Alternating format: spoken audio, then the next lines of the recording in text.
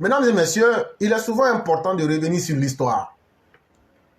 Laurent Gbagbo voulait créer une guerre civile et quand il a échoué dans sa guerre civile, il avait voulu transformer cela en guerre religieuse. Et l'histoire est très importante et il faut la rappeler souvent. Je vais vous parler aujourd'hui de l'imam Mahmoud Samassi, que Laurent Gbagbo, en réalité, ce n'était pas l'imam Mahmoud Samassi qu'il voulait assassiner, c'était un autre imam. Mais tellement obnubilé et aveuglé par la haine, ils vont aller abattre ce monsieur-là, qui n'avait rien à voir avec celui qu'ils recherchaient, si ce n'était que le nom de leur famille. Et donc, en réalité, on va vous décrire un peu qui l'homme était et ce qui lui est arrivé malheureusement par ce régime criminogène de Laurent Gbagbo. Un criminel impénitent, inconscient et non repenti. L'imam Mahmoud Cissé se distinguait par son énergie débordante et son allure combative, qui rimait d'ailleurs très bien avec son physique athlétique.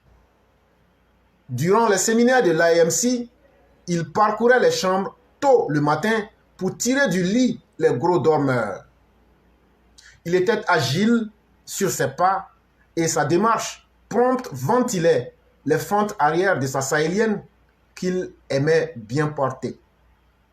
Que Dieu lui fasse miséricorde. L'imam Mahmoud Cissé est rentré des pays du Golfe après ses études en architecture. Une fois au pays, il enseignait les mathématiques au lycée moderne de Trècheville. Il était par ailleurs imam de la mosquée de la communauté musulmane du lycée technique. L'imam Mahmoud Cissé a été froidement assassiné sur les marches de l'escalier de sa résidence, en plein midi, par des meurtriers qui l'attendaient visiblement. Il semble avoir été victime innocente d'un assassinat dont la cible était un autre imam du même nom de famille, Samassi. Ce dernier avait d'ailleurs trouvé refuge dans un pays limitrophe de la sous-région. L'imam Samassi, Mahmoud, a été assassiné le 6 janvier 2003. Son meurtre a eu lieu dans un environnement où les assassinats des leaders de la communauté musulmane étaient un commerce lucratif pour le pouvoir de Laurent Gbagbo. Moualim Mamadou Ganam a été assassiné à Ayamé. Je n'ai pas dit à Djamé, j'ai dit à Ayamé. Mohamed Lamine Sangaré a été assassiné par le régime de Laurent Gbagbo à Abobo. Moualim Mamadou Gane a été assassiné par le régime de Laurent Gbagbo à Ayamé. Mori Fane Cissé a été assassiné, cet imam, à Anyama par le régime de Laurent Gbagbo. L'assassinat de Mahmoud Samassi aura été la goutte d'eau qui a fait déborder le vase.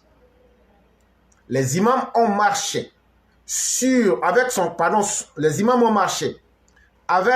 corps de la morgue à Livocef jusqu'à la mosquée du Cheikh Anzoumana à Trècheville pour la prière mortuaire.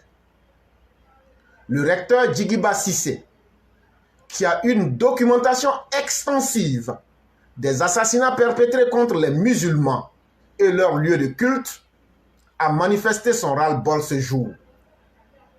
L'imam Mahmoud Samassi a été assassiné il y a un peu plus d'une vingtaine d'années.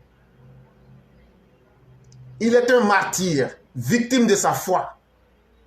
Nous prions pour lui et pour tous ceux qui sont tombés parce qu'ils étaient sur le sentier de Dieu. Et ne dites pas de ceux qui sont tués dans le sentier d'Allah qu'ils sont morts. Au contraire, ils sont vivants. Mais vous n'en êtes pas conscients. Surat Bakara, verset 154. Nous continuerons de prier pour eux.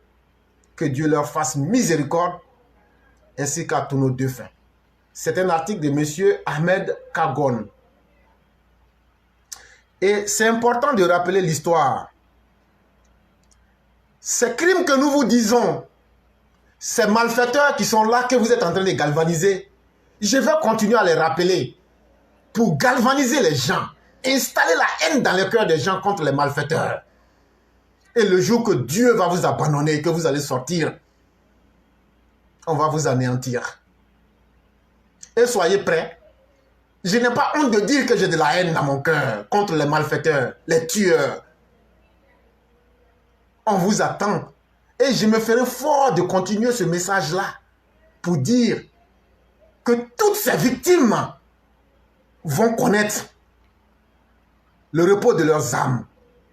Que ce soit le docteur Takouri Tablé, que ce soit M. T. Émile, que ce soit ces différentes personnes, que ce soit nos prêtres, nos pasteurs qui ont été tués par le régime de Laurent Gbagbo, nous allons les venger.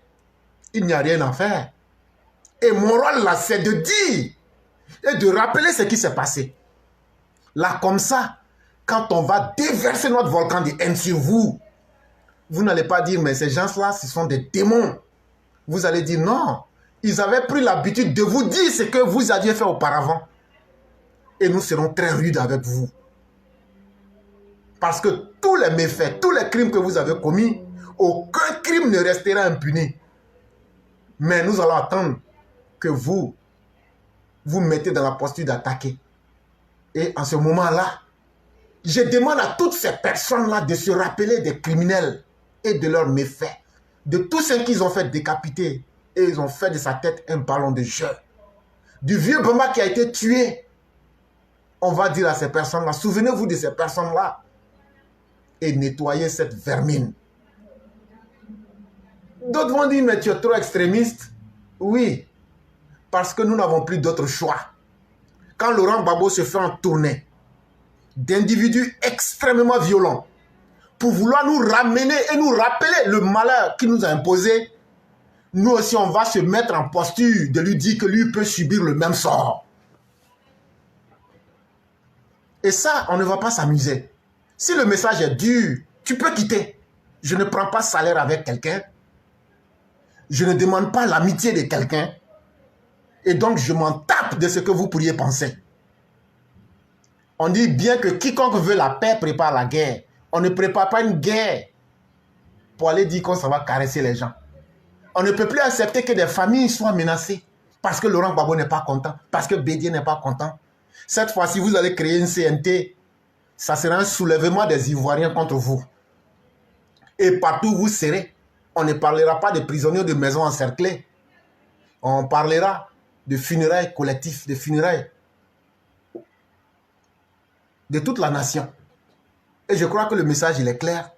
Et je vais continuer à dire ce message-là. Et je vais continuer à rappeler les crimes que Laurent Gbagbo a commis. Et inciter les victimes, puisqu'il n'y a pas de justice, à s'apprêter comme il faut.